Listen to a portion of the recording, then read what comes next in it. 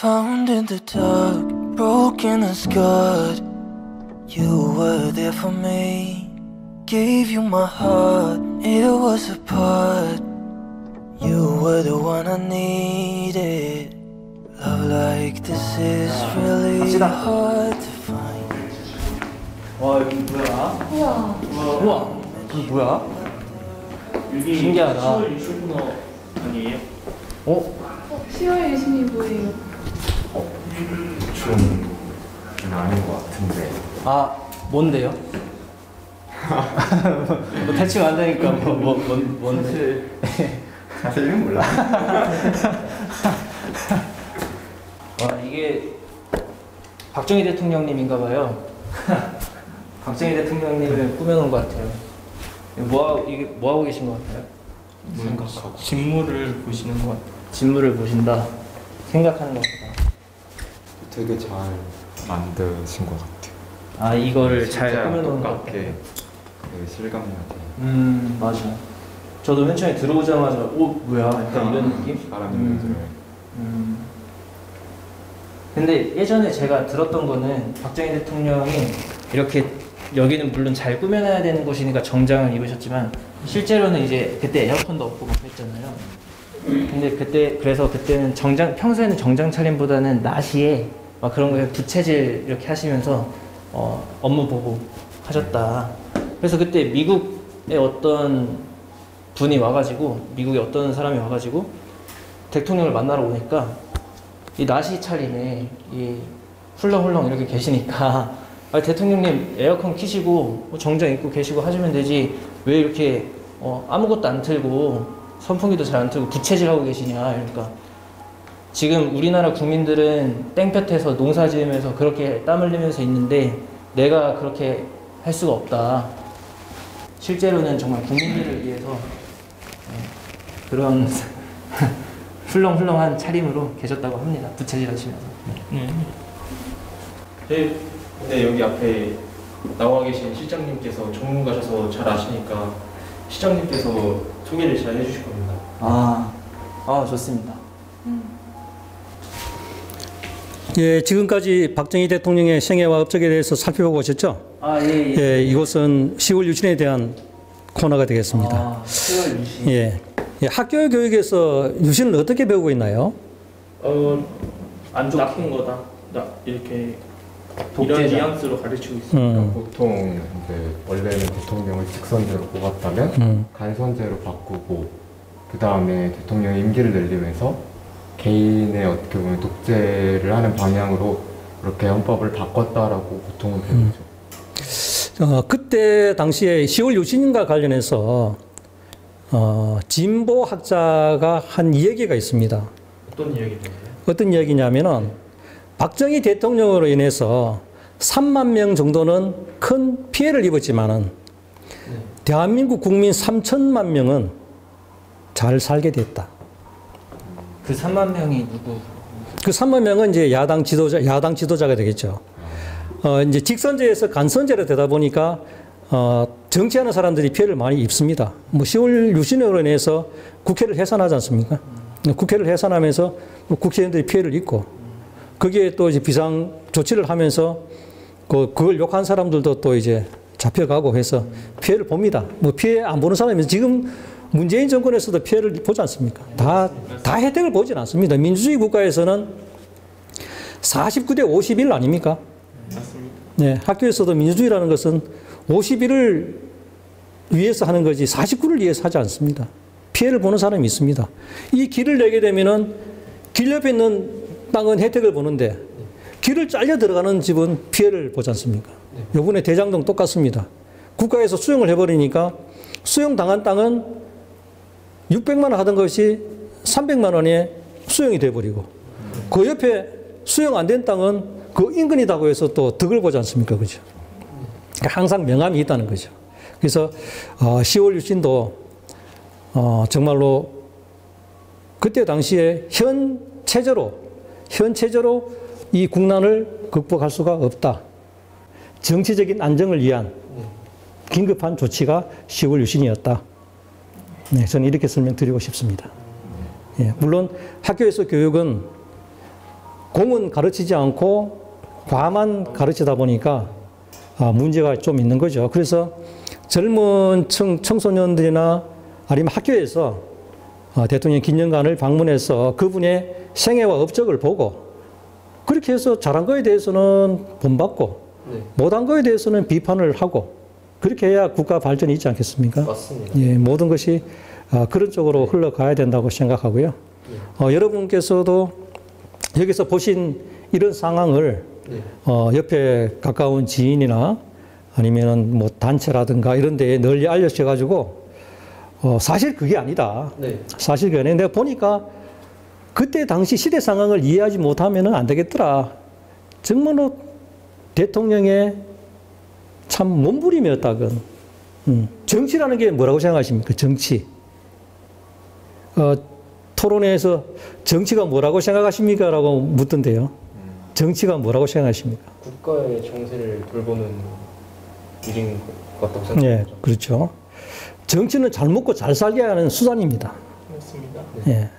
정치하는 사람들이 잘 먹고 잘 살게 하는 수단으로서 이렇게 해나가야 되는데 지금 이 사태를 보면은 자기 혼자만 잘 살겠다고 그러니까 이게 이제 문제가 되는 거죠. 이 국민들을 잘 살고 잘 먹게 이렇게 하는 수단이 이제 정치다. 그래서 대통령은 그 약속을 지키셨습니다. 일하고 또 일하고 또 일했다라고 후손들에게 말할 수 있는 그런 토대를 만드셨고 그 토대 위에 오늘 대한민국이 이렇게 부강한 나라로서 부국강병된 이 나라에서 여러분들이 꿈과 희망을 펼칠 수 있는 그런 나라가 되지 않았나.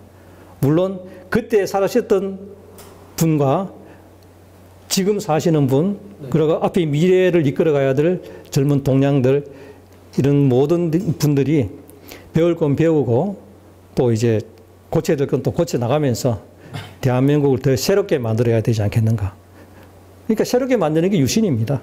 10월 유신을 인터넷 검색을 해보면은 1972년 10월 17일 박정희 대통령께서 장기 집권을 위한 단행한 장기 집권을 위해서 단행한 초법적 비상조치다.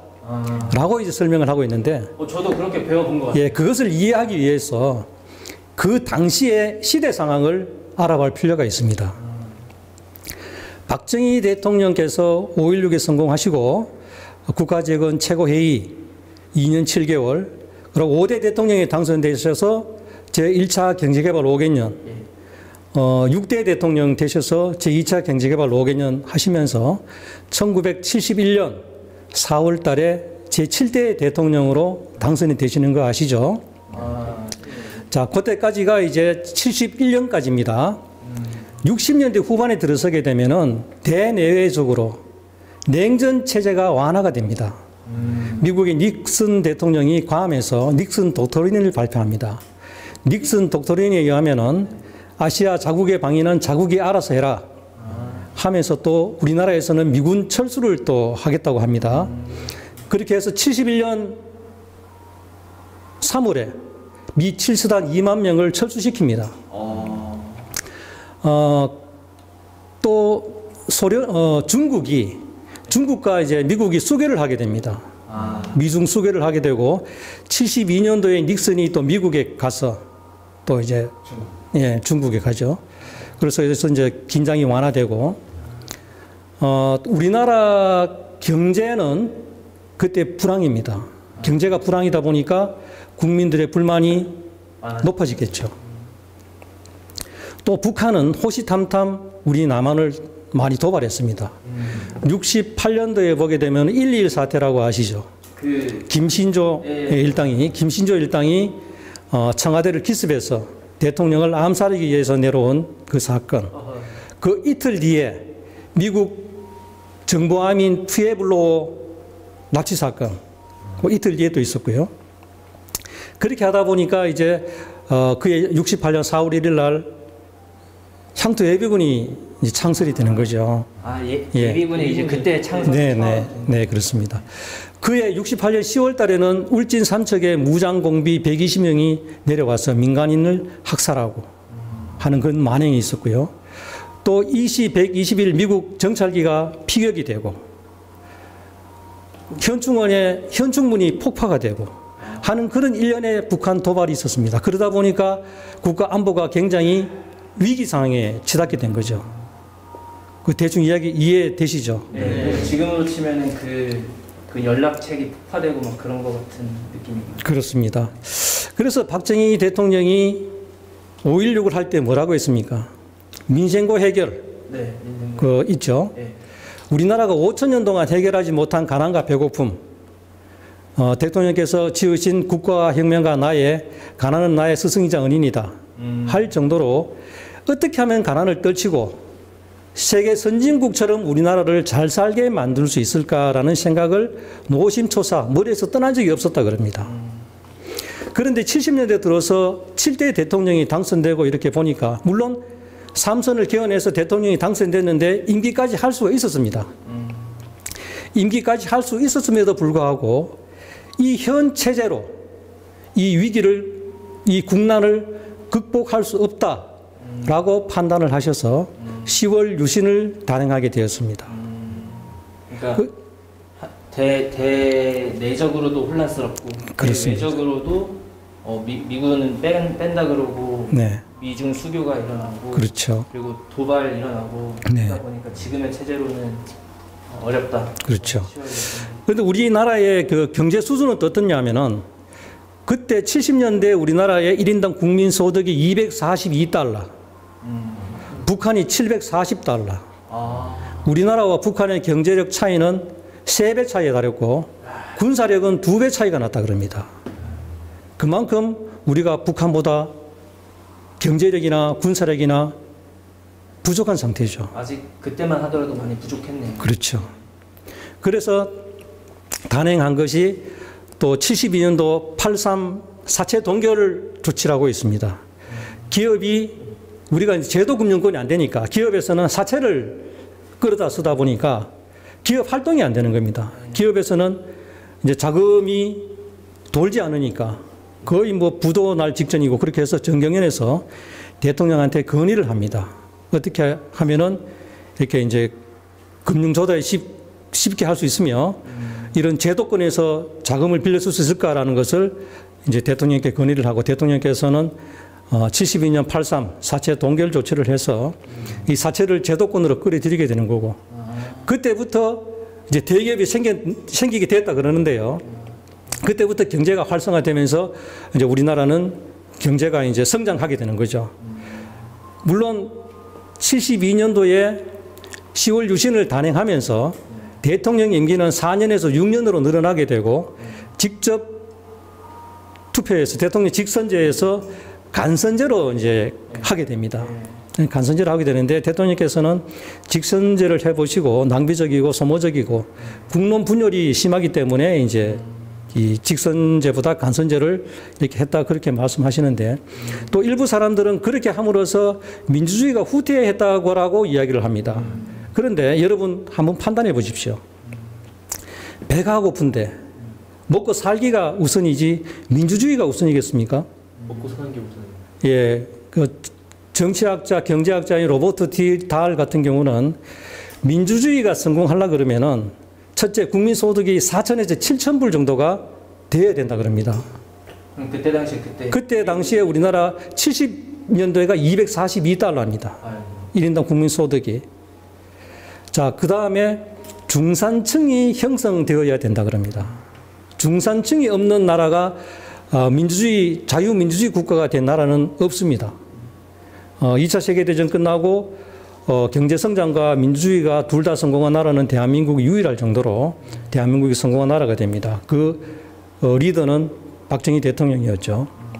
그 다음에 4천에서 7천 달러가 되고 중산층이 형성되었다고 해서 민주주의가 되는 건 아닙니다. 민주화 교육을 받아야 됩니다. 교육을 받아야 돼요. 무지하면 안 되는 겁니다. 우리가 지금 비교하고 있는 미얀마 사태 아시죠? 미얀마 사태가 군부 쿠데타에 의해서 지금 그 민주화 운동을 하는데 못하지 않습니까? 물론 총칼 앞에서 피를 흘리고 투쟁을 하지만은 그 나라와 우리나라는 차이가 있습니다. 비교해 보시면 우리나라는 경제 성장으로 인해서 이제 부가 형성이 되고 중산층이 형성이 됐고 그 다음에 국민 소득도 증가됐고 민주화 교육을 받은 사람이 있었기 때문에 민주화가 성공하게 됩니다. 이런 일련의 과정을 통해서 봤을 때 10월 유신을 통해서 그 10월 유신은 1972년 10월 17일 날 단행됐고 중화공업화 정책은 73년 1월 달에 대통령 연두 기자회견에서 발표를 하게 됩니다. 그래서 우리가 중화공업화 정책이 성공함으로써 1977년도에 100억 불 달성을 하게 되면서 경제성장이 기하급수적으로 이제 증가되는 거죠. 거기에 비교되는 것이 또 일본하고 비교할 수가 있습니다. 일본이 1957년도에 중화공업화 정책을 선언을 하고 10년 뒤에 100억 불 수출을 단행하게 됩니다. 그 박정희 대통령께서는 그 만주국에서 신진군관학교에 다니시면서 만주국을 경험하셨고 거기서 이제 그 수석으로 졸업한 다음에 일본 육사에 편입되지 않습니까? 일본의 모습을 보셨고 그 다음에 미국에서 또 교육을 하게 됩니다. 선진국에서 일어나고 있는 그런 경제 활동을 보시고 머릿속에서 구상을 많이 하셨겠죠. 그래서 대통령께서는 그런 그림을 10월 유신과 중화공업화 정책을 통해서 우리도 잘 살 수 있는 나라를 만드는데 내 일생 조국과 민족을 위하여 라는 말씀을 하시면서 조국 근대화를 위해서 굉장히 헌신하셨다.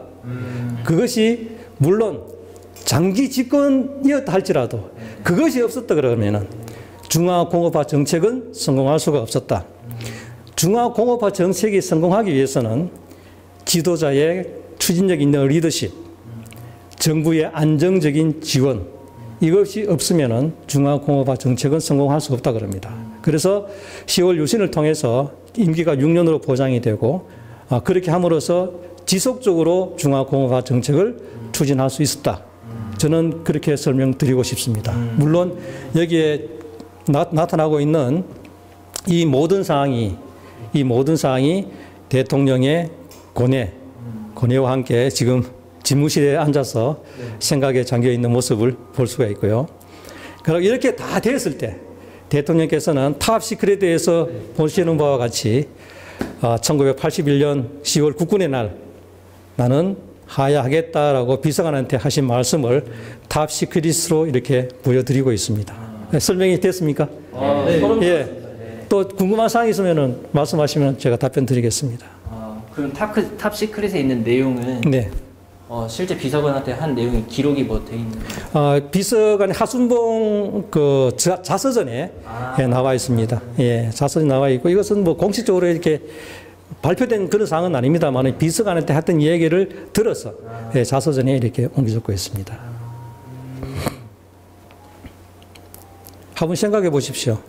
1970년대에 북한의 도발은 심하고 미국과 중국은 수교를 하고 미군은 철수한다고 하고 우리는 경제 도약을 할 이 시점인데 경제는 불황이고 대통령으로서는 물론 7대 대통령이 당선이 됐습니다. 1971년 4월 27일 날 7대 대통령으로 당선됐기 때문에 그때 대통령 임기는 4년입니다.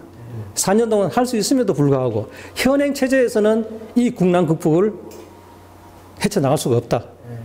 라고 해서 강력하게 이제 밀어붙인 이 헌법이 10월 유신이 되겠습니다. 그때가 이제 월남도 그렇습니다. 하는 그때 월남이 이제 그 패망하기 직전이었죠. 네. 패망하기 직전이었고 73년도에 우리나라가 이제 한국군이 철수가 되고 75년도에 이제 베트남이 망하게 되는데요. 그러면 한국에 있었던 공산 세력들, 네. 한국에 있었던 공산주의자들도 월남을 보면서 월남이 공산화가 되면 다음은 우리다. 뭐 이런 생각도 했을 것 같아요. 그래서 이제 그 북한에서는 4대 군사노선이라고 있죠.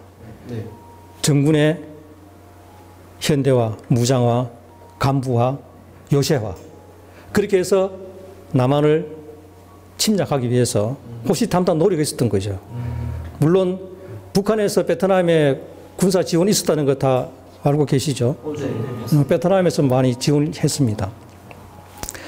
그런 경험치를 가지고 이 남한을 공산화하기 위해서 노리고 있었던 거죠.